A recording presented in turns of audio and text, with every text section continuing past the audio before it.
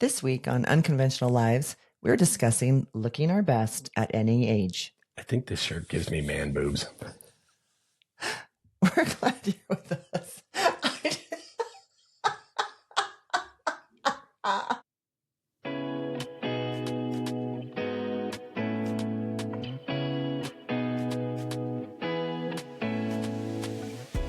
Hey, I'm Craig. And I'm Kellie. Join us as we share unfiltered, empowering conversations about love, marriage, fitness, travel, and living boldly.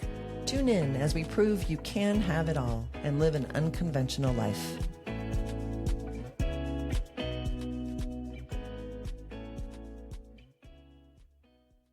Happy 2025. We survived 2024. Yes, barely. Barely. I'm glad 2024 is in the rearview mirror. Yeah. And we're Moving forward. A new start for 2025. Get this moving Right. forward. Hey, how are you? I'm good. Yeah? Yeah. Because Had a great New Year's. yeah, we had a great New Year's. We had a great holiday season. We did. Spent time with our kids. We did. They Yeah. were home and no one killed another person. Nobody got killed. No one got killed. And Yeah. we all survived and we had a great time. I think they had a good time. Yeah, I think so. Our daughter had a great time. Yeah. Our daughter came here. Our daughter, so we've talked about this in the past. She is a classically trained ballerina and a competitive ballroom dancer. Yes. And she's really good. Yes. Good dog. And she's never country danced before. No, yet living in Nashville in and Colorado, going to school even in Colorado. Nashville. But she came home and her girlfriend says, hey, we're going out to Whiskey Baron, which is a local club here. And Yeah. she's like, and she borrowed some boots from you. Right? And went out dancing and Just loved it. Loved it. Fell in love with it. Went out again the next night. Yeah. And it's like, you came all the way from Nashville, where they Nashville. keep the country music and the dancing and decided to go to Colorado and fall Give in it a love shot. with line Yeah. dancing and country western dancing. Who'd have thunk? I know.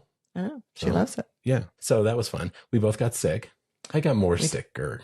You did get sicker than I. This is that's why I have my smoky bedroom voice for the rest of the duration of our trip here. I'm Yes, going you to do. be, and hopefully not hacking or clearing my Right. throat. You sound much better.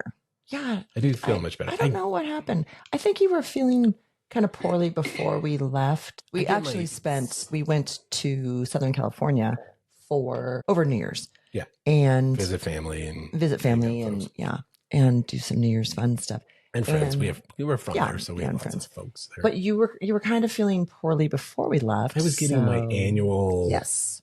sinus chest infection that Yes. I get here in Colorado when it gets Yes. so darn dry here. Right. So you were prepping for that, and then you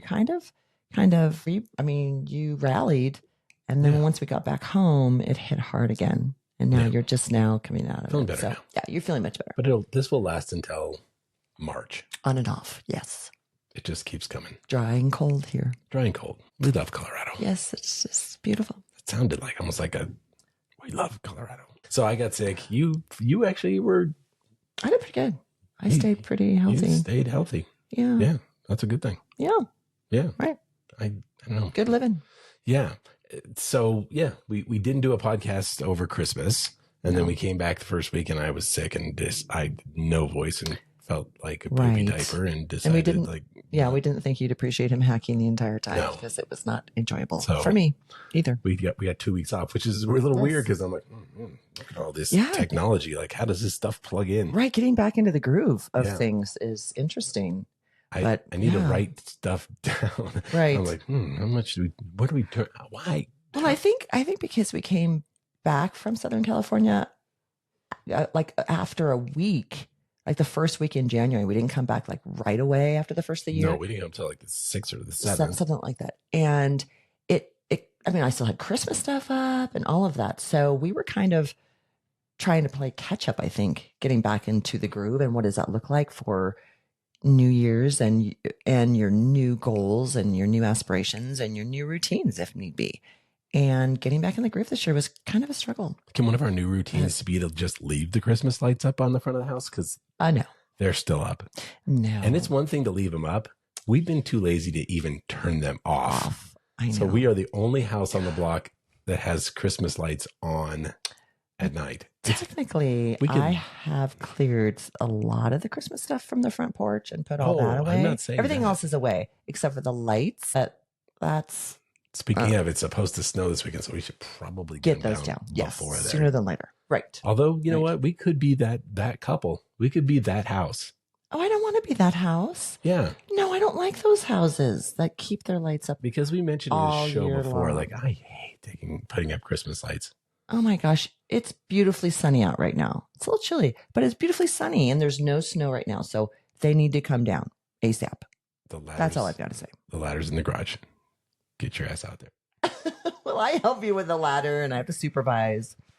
Adult supervision at all times. Yes. But yeah. So I heard an interesting phrase about New Year's. Did it sound like that at all? No, I've never heard anybody except the Grinch say that. Well, and you.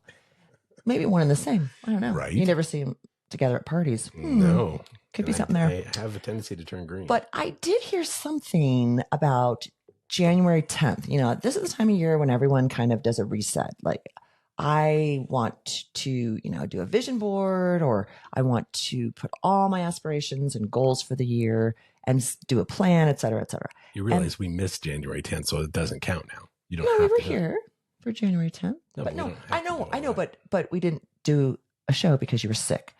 Anyways, so January 10th apparently is Quitter's Day.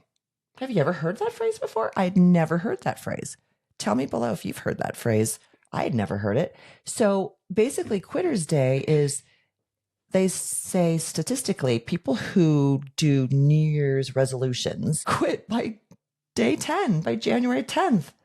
That's pitiful. That is so sad for me. I mean, I think that's a shame. And I was really shocked that there's an actual day and they actually call it Quitter's Day. January 10th apparently is Quitter's Day. So if you've pushed past January 10th and are working on your goals and your new aspirations and your new routine, getting your new groove back, then good for you. Good for you, because you're not the main statistic. Which is great. My only caveat to that would be all of the extra people that were at the gym this morning. Y'all are 5 days late to quit. So knock that shit off. Like, you need, because it was amped up today. Right. Yesterday too. Speaking of the gym. Oh yeah. Did you notice the people at the gym today? I was one of those people. You were one of those people. Yes. But you were not one of those people on January 1. You started before that. I did start before that. I started before the end of the year. I started the last week. You're under no pressure to be a quitter. I'm not even in that statistic. It wasn't a New Year's resolution. Right. That's true. That's true. But to be honest, going to the gym the first day was brutal. Because let's be clear, we wake up to go to the gym. Listen to me now. You have in the past woken up between 5 and 5:30. I usually get up at 4:30. But I mean, like, to go to the gym or whatever. The alarm goes off at 5. Yes. So you've been waking me up, and I've been going most of the time. Wouldn't you say? There was only one time that I didn't sleep well the night before for some odd reason, and you let me sleep in, and you went on your own. Yeah. So it's been going really well, actually. So just for the record, I used to get up at 5, and I would try and get out the door by 5:30, 5:45 at the latest, so I'm at the gym by 6. What time do we get to the gym this morning? 7 a.m. It's a whole different set of people. It is. And there's a lot of kids, which is different. Yeah, there was kids like working out today. I'm like, and not like teen kids. Like elementary. Kids. Yeah. Yeah, so that was weird. Yeah. So don't prefer that. And then we're driving we're pulling in the garage and Kelly leans over and goes, you know what? If we got up at 5 and then we got out of bed by 5:30, we could get to the gym by 6, no problem. And I'm like, I did say that. Yeah, I'm like, that sounds genius. I know. We should do that. I've got a million ideas. Yeah, you got a million ideas. I got a million of them. Well, and then we come home and walk. So honestly, like today, by the time we had gone to the gym, came home, ate breakfast, finished your 17 puzzles. My New York Times puzzles that I do. I only do four. Unless one of them jams you up, and then it's never ending. Well, it's a routine, and I enjoy that. It's like mental exercise. Okay. Yeah. So we got that, and then we go walk for 4 miles. Mm-hmm. So it was like 11 o'clock before we had anything really. Fortunately, we didn't have anything going on today. This morning, we had to do the podcast, so we are way past when we're.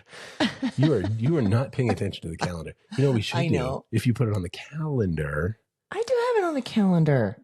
I know the podcast is. We're supposed to record the podcast at 10 a.m. Yeah, I don't know how that's going to happen because it's currently 3 minutes to 1. It's 1 p.m. Not right now. If we get to. If we don't, I think we should really.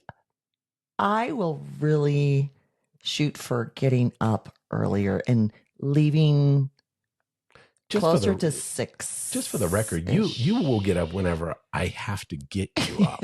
That's true. It's not like I'm going to try and get up. What you're going to do is not ignore me if I get you up at 5 a.m.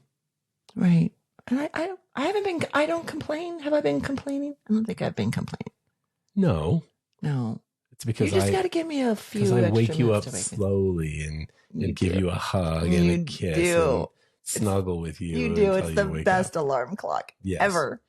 Yeah, it's the only way to get you out of bed. Yeah, it really is. You can't just roll in there and like turn the covers down. Oh, get your ass out of bed. No, you better not. No. You can try that once. Yeah, I've tried it once. It doesn't. I had to resort to that sometimes. My little sleepy head. I know. I love to sleep. But anyways, she's going to the gym. And you're doing good. Enjoying. Yes, I am, and I'm pushing. You've been sore a few times. I've been sore, but that's good. I mean, it tells me that I'm working muscles and they're in repair mode and building mode, and that's my goal. Right? I'm not going there for social hour. We're going there to work, and we usually work out from 45 to an hour. And I am desperately behind on my podcasts right now because listening to your podcasts. I'm usually trying to talk to you about like what I should be doing in my form and all of that. How about your arms go all the way? Okay, well, at least I'm there and I'm enjoying it and I'm getting over. And you're actually gaining already. I mean, in terms of weight, like when you started like the crunch machine, you first started on that, it was like 0, and now you hit 100 pounds 105. Mm-hmm. Yeah. That's legit. Yeah. Well, you can bounce a quarter off that ab. Mm-hmm. Hopefully. Getting there.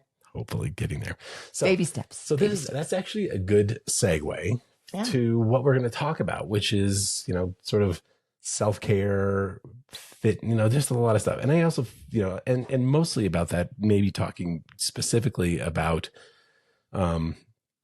a couple of subjects. One, weight loss and, sort of going to the gym, keeping it off, trying to stay fit. And then more dramatic types of things you can do, like cosmetic surgery, for example, or, Botox or things, we're going to talk about stuff that you've gone through. I think it's really important that one's appearance is important in the world. I mean, I'd love to be able to, be altruistic and say that that's, not how it is, but it is. That's just reality. Appearance is important. And I think it's important to your own self-image and self-esteem and confidence. And it should be a priority as you age. And I also feel like we want to, obviously, let's get our disclaimer out there, because I think nowadays, I don't know, it's harder to talk about, trying to be healthy, your weight, being overweight. What does that mean? But in today's society, it's more of a taboo to talk about weight and obesity. And although it is still an epidemic in our country right now, but a lot of folks don't even want to have the conversation about it, and because they don't want to offend. Don't want to offend. You don't want to, accepting, which is, it has its value as well. Yeah, and for me, it's like, hey, I'm not going to yuck your yum. It's like if you want to be as big as you want to be, that's fine. But it also has ramifications for your life too. I think you can have it both ways. Is not very realistic, because you will suffer, and I can tell you firsthand from experience, there will be ramifications for your choices. Like all things in life, balance. Choices matter. Choices matter, and it's important to strive for balance. You can't let the pendulum swing so far either direction that the negative is going to outweigh positive in all areas of your life. It's not even just your physical appearance or your mental stability, etc. I mean, it's just, your work, your family, all areas. So it's got to be, you've got to strive for balance. That ebb and flows depending on the season of your life, really. But it should be, and it's difficult to do at some point in times in life, but to make it a priority. Yeah, it is. And you want to, a good friend of ours, he is in just amazing physical shape. He's our age, probably closer to your age than me, 50s. And one day we were visiting them, and he has a gym in his garage, and he goes out and he works out. The guy just looks amazing. Right. And I said to him one day, I said, what do you do for your workout? He goes, I work out about 30 minutes per day. And I was like, shut up. And he goes, that's it? Yeah. He was kind of like, I work out 30 minutes a day for the last 30 years. And that was sort of a little bit of a crud. And I think that's how do I turn that clock back? You really, and then there are people I've seen, there's a couple of, influencers and, folks that are in their 50s and 60s who have lost enormous amounts of weight or are just maybe not so much weight, but just have gotten incredibly fit. I mean, cut fit. Yeah. Lean and trim. That is super cool. I'm struggling with that right now. I mean, for a lot of you don't know, I mean, I lost 65 pounds, in 2002. Yeah, and you've kept it off. I've kept it off, although, you read all of the charts, and, we bought this scale and it does all these fancy calculations, and it's like, all the metrics. Yeah. And you look online and you do the math, as of this morning, I'm 199 pounds. At 6 feet, 6'1". 6'1". Yeah. 5. I know. I'm like, no, 6'1". Sorry. I'm 6'1". I'm 58 years old. I'm 199 pounds, which is, that's not bad. Right. But, my body fat percentage is still high. It's 23%. I want to get it down to 18. I've been trying to get it down to 18 for the last 6 months. It just doesn't move. And it pisses me the F off. It's very frustrating. Super frustrating for me. And, I track everything I eat. I use a food tracking app called Lose It. I'm very disciplined about when I eat and what I eat. Yes. And I can maintain, so I can lose weight. I got down, my low was 189 pounds. That's the lowest I've ever been. You did. And I think that was was it 6 months after we started? You were down. It was right about when I got 6 to 8 months. I think after starting I got down our journey to that low. And I I'd lost a lot of weight and I was thin. But then I had sacrificed a lot of muscle in the process. Right. The way my body works is I could lose this last 10 pounds if I stop going to the gym. Right. I can guarantee you if I stop going to the gym today, 3 months from now, that last 10 pounds will be gone. Yeah. But it would also, some percentage, probably a larger percentage than I would want to even think about, would be muscle mass. And I don't want to go back to skinny fat. Which is a term that we've learned about. I've learned. And so, when I started going back to the gym, I went all the way back up to 210 and then, fought to get it back down to 200. But my body fat percentage never changes. And it's just super frustrating. And I don't have, I study this very closely to try and understand all well, I think this morning I was sitting at the table and I was just mulling it over, frustrated. I'm so frustrated. And she's like, "What's wrong?" And I'm like, "I just can't figure this freaking formula out." Why isn't it working? It should be working. I mean, a lot of people are like, "Hey, you need to eat way more protein." I eat probably between 100 and 120 grams of protein per day. And a lot of the experts, and even what triggered it this morning was a post that this guy's take your weight and you should be eating that many grams of times protein. It by 10. No, that was just protein. I should be. Well, he said calories. For my calories times 10, I eat about 1,500 to 1,200 to 1,500 calories. Yeah, you're in a calorie deficit. Yes, that doesn't help, but it holds the line. Yeah. And then, was it last week? I tried eating 180 grams of protein. Mm-hmm. And I was really careful. It was very lean protein. It wasn't and I gained 1.5 pounds in one day. Yeah. And I know some of that's in my gut, but it just, the only way to get it off was to reduce my protein, reduce my calorie intake. And it was like, well, I think too that you try and consume all that protein in 3 meals. And I think most of these people who are consuming larger quantities of grams of protein are doing it throughout the day and having like a mid-morning snack, an afternoon snack of high protein.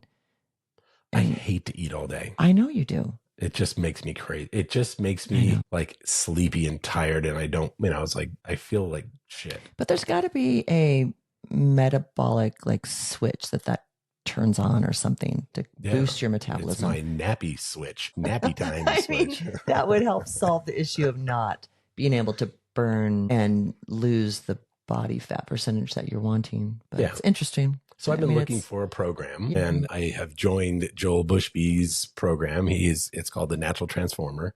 He's out of Australia. I've never followed Joel. Shout out to Joel. My wife. So sidebar, my wife has a couple of Instagram pages of hunky fellas that she follows, and I think originally you started following Joel. I did. Yeah, he's got no shirt on. He's all ripped, and he's a cowboy. He has his own ranch and has livestock, which, we've had livestock and stuff. And, it's, you gotta appreciate. But he sort of turned his human form. You sort of turned his beef, for lack of a better term, Joel, sorry. Yeah. Play on words. Yeah. His beefcake, beefcake muscle guy image, into a fitness. Yeah. Because, he's a former bodybuilder. Yeah. He and his wife are former competitive bodybuilders. Yes. And very successful. And they sort of turned it into a fitness empire. Yeah, I mean, just really helping a lot of people around the world. So actually. I don't follow, I do now follow Joel. Oh, I absolutely follow Joel. And he's funny. He's funny social. Because you love him. You're always like, look at what Joel's he's doing. So funny. He does the funnest videos. Yes, and his parents are so funny. His parents are hilarious. Hysterical. And his wife is also, she's beautiful. The sweetest thing. So, but we're paying for the program. This isn't a paid promotion in any way. We just kind of evaluated them all and thought okay, we'll give it a shot. Let's try something. But even just looking at his meal plan, I'm like, should I eat that? I'm already stressing about he is, meals, and it's it's way higher carbs than. Well, it's also way higher calories than I'm used to. Than you're used to, and that really was kind of freaking you out.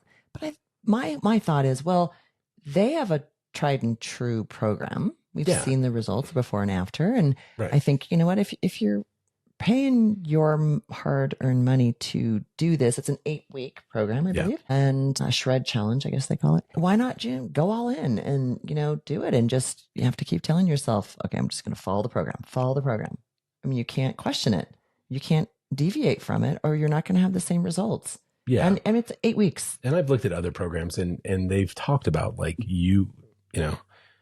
being on a strict high protein diet, almost a ketogenic type diet, and trying to build muscle without carbs, because to replenish that glucose and the glucogens and things like that in your muscles can be counterproductive. Yeah. I'm just worried about putting on more weight. So, but we're going to try it. Yes, we are. Yes, we are. Yes. My wife doesn't have this problem. You can be pretty flexible on your diet. I have zero. No, and that was one of the things I was whining about this morning. It's I don't want to be in a situation where a slave. I don't want it to and we know people who are bodybuilders, and man, they have to eat. They eat a very we eat the same thing. We don't deviate. We're trying to keep it very lean, and I want to be able to go on vacation and not and have a bite of dessert, or have a pina colada. If I don't love pina coladas, they're gross. Yeah, you don't like those. That was a weird thing to choose. That popped into my head. You don't. That's the last thing you like. Mudslide. Right, at the pool or something. Yeah, but but you know what? If that happens at the end of 8 weeks, I mean, the workout program is supposed to be phenomenal. If you can say you've tried it, and if you've given it your all and you've followed the program, I mean, what's the worst that could happen at the end of 8 weeks? I may not have man boobs in this shirt. Right, but I think it's worth a try. It's just 8 weeks. It's not forever. Yeah, I mean it could be forever, but it's just I think it's a way to jumpstart maybe your system, or to try a different approach, because you're going to follow along with me. I am going to, of course, I'm going to support you. We eat the same thing, so I'll just, and that's kind of, we've talked about that too, like the amount of calories that they're saying you need to consume on the daily is a way more than I'm going to be consuming. Yeah, and we're trying to figure out how do we calculate that. And we're going to go for like 30% less. I don't know. We'll have to do some calculators. And so for the ladies, for all of our female listeners at home that want to know what other beefcake sites, what other beefcake pages you follow, I'll have to include them in the show notes. Yeah, we have to include those. I may have to. Besides Joel, there's a couple of them. They're all cowboys. Yeah. There's. Actually, there was this one guy he just cooks, like he makes stuff in his kitchen, but he's got jeans on usually and just no shirt on. Because, who doesn't want to see a beefcake cooking in the kitchen without his shirt on? So should I try that tonight? Maybe it works. Yeah. No, you'll be like, "Cake, put an apron on." No, I'm just kidding. You're going to burn your tummy. Yeah. No, I just think it's fun. Yeah. So one of the things also that was interesting to this morning. Yeah. Because I've already gotten admonished for today, because my wife's like, "Why are you being such a little bitch today?" I didn't call you. You didn't call me a bitch, but that's what you wanted to say. Yeah. I said, "Why are you so cranky toward me?" Yeah. And you know why? Why? Because I had to take, one of the things you have to do with Joel's program is you have to take 3 pictures. Before pictures. And then you do them every week. You take the very start the very first one. So I had to take my first pictures today. Yes. With just like in a bathing suit or your underwear or boxers or whatever. How'd that go? In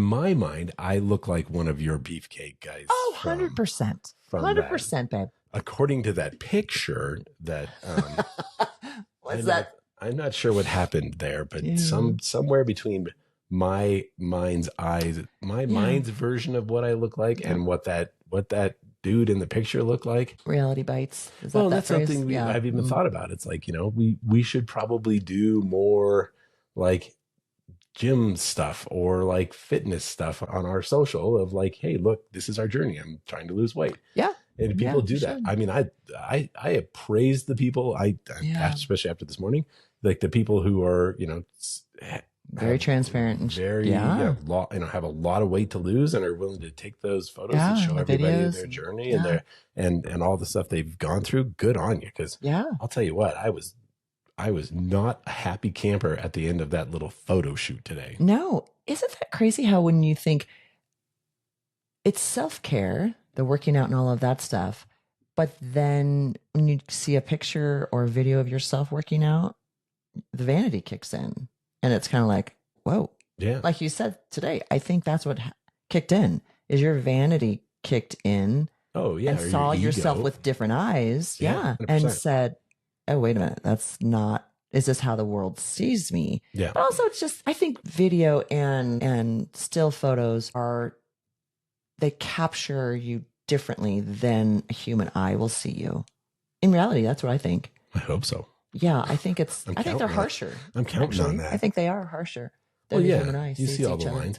We took pictures of you as well in a bathing suit. Yes, we did, because I'm doing the same program. The hardest one is from the back. Yeah, because you never see your back. Because it's funny, because even when I took the pictures, I'm like, are these okay? And she's like, oh, that's the front one. She's like, oh, that's a nice one. And the side one, she's like, Then the back one, she's like, does my butt really look like that? I don't see from behind very often. I'm I need to work on my back more, and I need to work on my bum more. Yeah. And that's a super loaded question for me. It was like, does my butt really look like that? I'm like, maybe. do you like how your butt looks in that picture? Because if it does, heck yeah. But if it doesn't, it's like, nah, babe, it's the camera. Totally. Adds 10 pounds, just like the camera. So, I think there are things you can do. Diet, obviously, something that I think everybody should be considering all the time. I mean, unless you're just one of those people that just can, eat anything. But even still, I think like processed foods and all of that, I think some people will say that, oh, I can eat as much fast food as I want. Doesn't affect me. Well, you may not see it on the outside, but it's definitely having a health effect on your innards, your internal health is definitely, and your overall, vitality and. I mean, I do feel better when we eat well. I mean, like, sometimes it's just difficult to, like we were in California, it was like, oh, there was a pizza place and it was like, like we'd been to, and it's like, whoa. We never eat pizza. I know it has hardly ever eat pizza. It has like the best deep dish New York. It was very good. It wasn't New York style. We got a piece of New York style, and then we got like Chicago deep dish. We split them, so that means actually it's only half the amount of calories in the pizza. If we split two pieces, yeah, that makes perfect sense. It's half in that one, half. So it's only like eating one piece of pizza. Yeah. So, but it was so good. It was, and then also really afterwards, you're like, oh, that was. But then we also walked. We walked our asses off. You're welcome. A lot. I know. Yeah.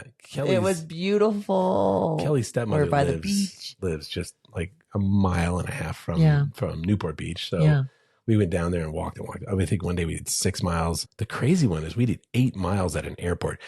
My wife puts those on all the time. But if you have a lot of time to sit around, like we were in Phoenix Airport. We were both in Orange County Airport, and then we were in the Phoenix Airport. Yes. Heading back to Colorado Springs. And we walked 8 miles in those 2 airports. Right. Well, our philosophy since we started this journey and we started to travel more, it has now become our philosophy because I'm a good you don't have an option.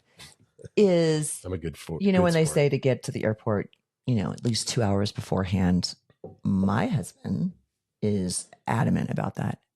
At least 2 hours. It could be even more. So I'm not going to sit at the gate for 2+ hours waiting for a plane when I could be walking. Yeah. So I'm going to get my steps in.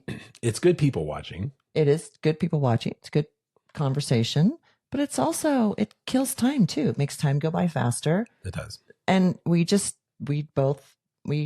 not sit at a gate waiting for our planes. I mean, that's just, we don't do that anymore. One of us always has an extra 20-pound backpack on as well. Well, I always have a backpack on, but you have a heavier backpack. Usually, I don't know. This last time I had to take some stuff out, so my luggage wasn't so heavy. So I was carrying some stuff. But yeah, all right. So if you're at the airport, send us photos of you power walking. Yeah, photos or videos of yourself walking through the airport and getting your steps in. Yeah, you might as well. 8 miles we walked. 8 miles if you go to Phoenix, 2 airports. If you go to Phoenix Sky Harbor Airport. Oh my God. Best airport for walking. You can walk. Oh my gosh. We of those 8 miles, we probably did 5 of them at Sky I would say 5. Yeah. And it's just their terminals are huge. Their terminals are long and just all connected, and it's just really easy to walk. They actually have a walking track somewhere. Yeah. I think it's Terminal 4 or something like that. Yeah. All right. So onwards and upwards here. So that's a good segue. Onwards and upwards. So we're going to talk about, kind of what's next level. And there are things that we can always be doing, and then there are things that you can have done, and I think this is where I think trying to understand that difference between, self-care and vanity. Sure. The line and between them. I think in our society today, it can get carried away and be too much. And, we've all seen folks who it's like, wow, you really, you went all in on the filler or on the injections or the surgeries. Yeah. It's like, wow. You want to be that person that when you're walking through the airport or somebody looks and, goes like, wow, that's a really beautiful person. Right. You don't want to be that same person there looking at you like, wow, look at that. Like, why would you? But, again, I'm not going to yuck your yum. I mean, that's what that may be for some people. That's what you want to do. You do you. There always feels like a line. And you know, you've done cosmetic surgeries. I have for various reasons. Recently, I mean, recently I have, but I mean, my first choice of doing that was way back when. I mean, I was 24 when I elected to have breast augmentation at age 24 because nothing fit properly on me. I was 5'9" at the time. I was slender, but I was very small. I was a very small cup size. I was barely an A, and nothing fit well on me. It was very hard to find clothing that fit well that I felt good in. And at the time, I mean, I remember growing up through high school, being very small chested and living at the beach and having, you know, friends at the beach say stuff and comment, you know, I mean, just in half in joke about, you know, being small chested or whatever. And that stuff, you know, those words stuck and those comments stuck. And teenagers, especially teenage girls, are they're brutal. They're brutal. And we've learned that one. Yeah, they're brutal. When those words stick, then your self-confidence goes down, your self-esteem goes down. So I got married, I don't know, 21, I guess I was 21. And so when I was 24, I brought it up to you and you knew my struggles from, you know, when I was 16 onward. And so you said, whatever you want to do, babe, whatever's going to make you feel better about yourself. He's like, you said, I love you just as you are, you know, whatever. And so I had them done and I went from barely an A to a very full C, and it was life-changing for me. I mean, clothing fit me. And it was just my confidence went through the roof and my self-esteem. And I just felt like I was supposed to be. I felt in balance. And that was, it was great. And I was able to, you know, nurse my babies and just, never had a problem. Never had a problem. No, really, there was never a problem with them. And then until really never had a problem. But at some point, the doctor was like, so last year you went and had them replaced. Yes. They were 30 years old. They were 30 years old. Yeah. You're advised at the time, they usually last about 10 years. Yeah. You should have them replaced with new every 10 years or so. And I don't know, my life just went by. I never even thought of them. It just kind of became part of me. I'd no issues with my mammograms, etc. Nothing wonky. And finally, I'd lost 35 pounds. And so I was much more slender in my chest area as well. And so I was starting to notice some changes. And there again, nothing where there was a scare or anything. No. So I was just more proactive. And so I went into the doctor and I said, I've had these for 30 years. And they're like, wow, that's a good ROI. It's probably time. And so I said, I want to be more proactive before something does happen, like a leak or a rupture or whatever. And then it's a different scenario. So I did it, an elective replacement in the summer of last year. Last summer. Yeah, last summer. And it was interesting because we were like, he's like, we'll have to go a little bit bigger. Yeah. I think he had 400s in 400 cc's. Mm-hmm. And he ended up putting in 700, which was like, okay. And we told him like, hey, we trust you. Do what looks best. Yeah. And he did. But I didn't change size. I didn't change cup size. No. Which is the weirdest thing. Like I was able to wear my same, bras and et cetera. And I was shocked, but I trusted my doctor and I'm like, just make me look balanced. Right. That was my main goal. Is I just want to be balanced and proportioned. And so he put in 700 cc's and it's been great. My recovery's been great. Mm-hmm. Yeah. Great.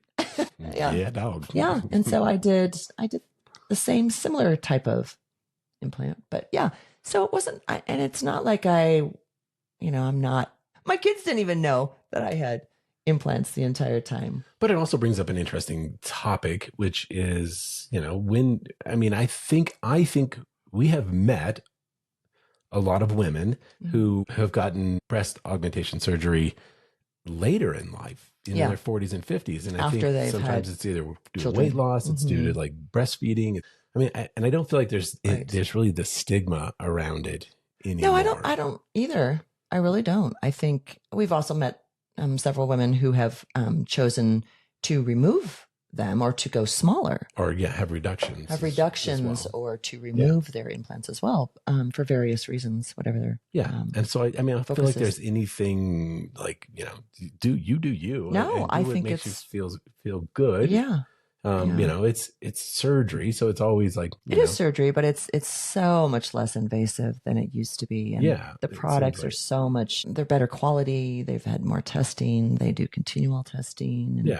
And, now you also had a secondary surgery when you had those done. I did. And it was a secondary elective surgery at the same time, because I've heard that if you're going to get anything else done, get it done together. So you only have one anesthesia to go through and one recovery. Since you're going to be down and out for recovery anyways, you might as well get what you're going to do. And I went in for a mini tummy tuck, not a full tummy tuck, which they didn't go through any muscle or anything. So I had experienced, after my first two children, I had experienced birth trauma, scarring. And you had to have a cesarean section, an emergency cesarean section. Yeah. And then another C-section, pretty much, without going into detail, but we'll go into more details about that later. But another time, another show.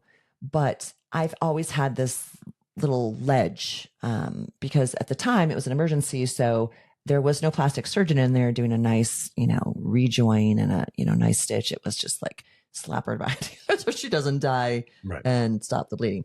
And so I've lived with that reminder of those two traumatic births for 26 years, 25 years. And I finally went to Craig when I knew that I was going to have my implants replaced. I said, I think I want to go and do a mini tummy tuck and just get rid of that, because I've dealt with it so long, because it's, things don't fit properly. They don't lay properly. And that's just always something that I always look at first in the mirror, and no matter what I'm wearing.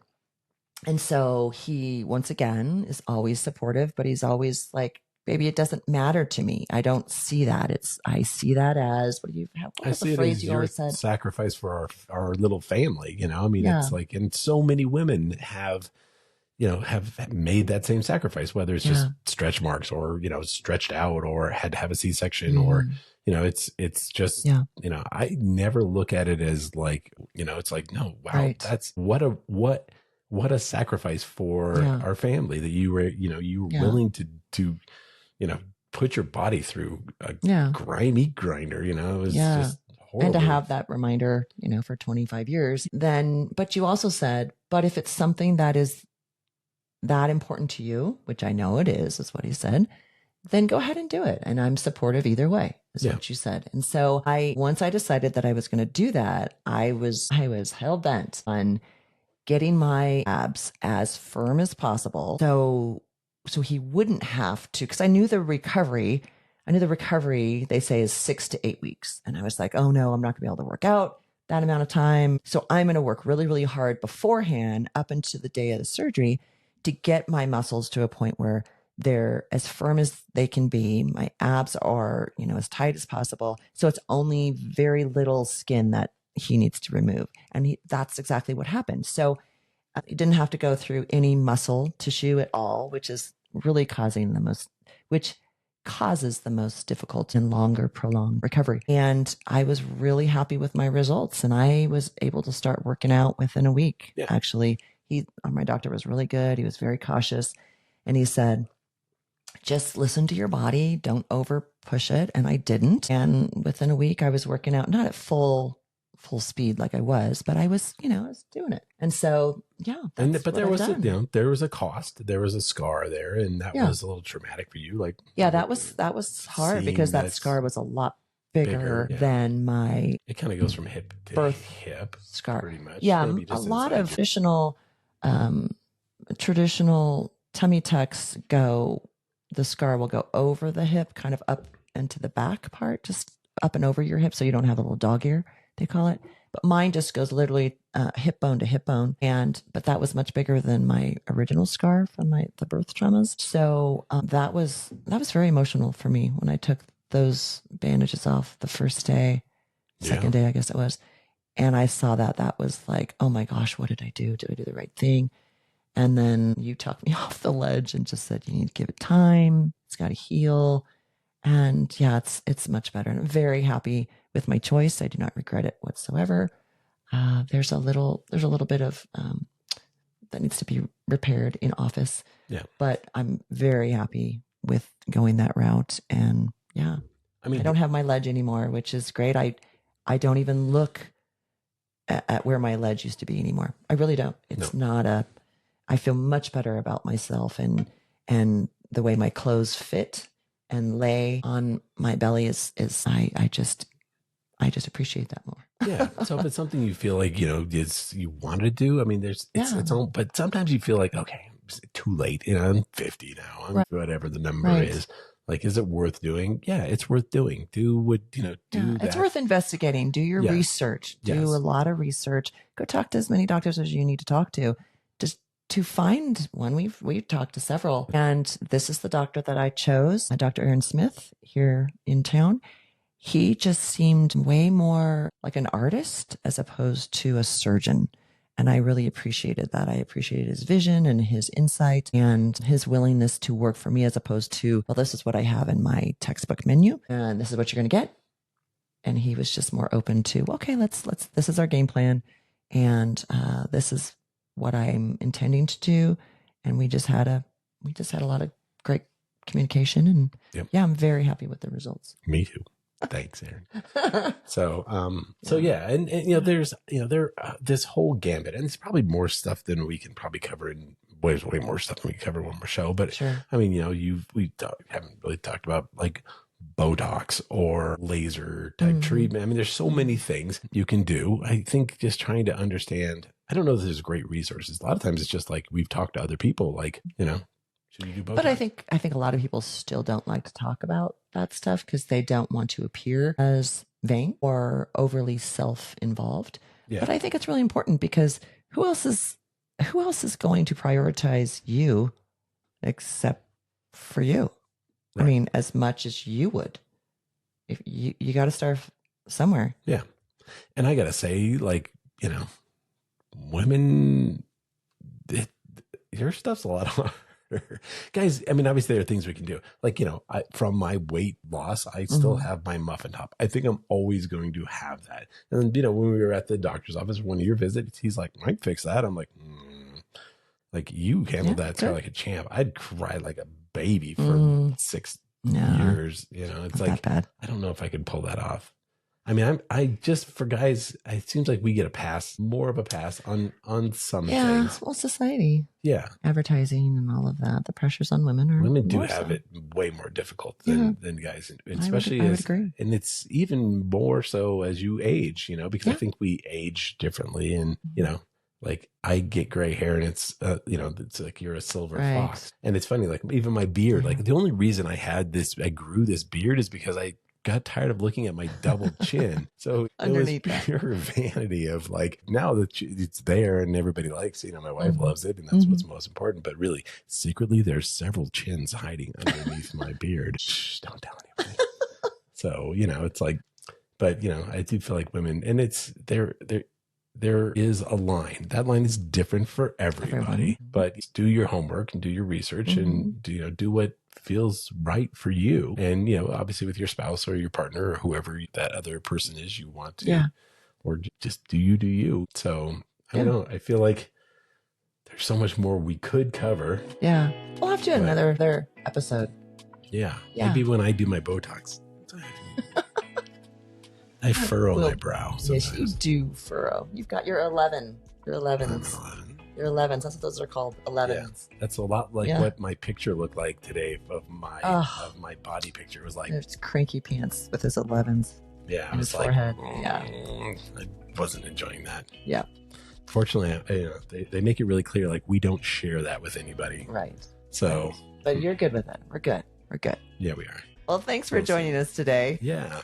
We do appreciate you guys stopping by and listening. Yeah. And if you are enjoying the show, please smash the like button if you're on YouTube, or if you're on the podcast, you can write us a review. We would love that. Yeah. Or share some comments. Share comments. We appreciate that as well. Yeah. So thank you all for stopping by. Have a great day, and we're glad you're with us. Happy New Year.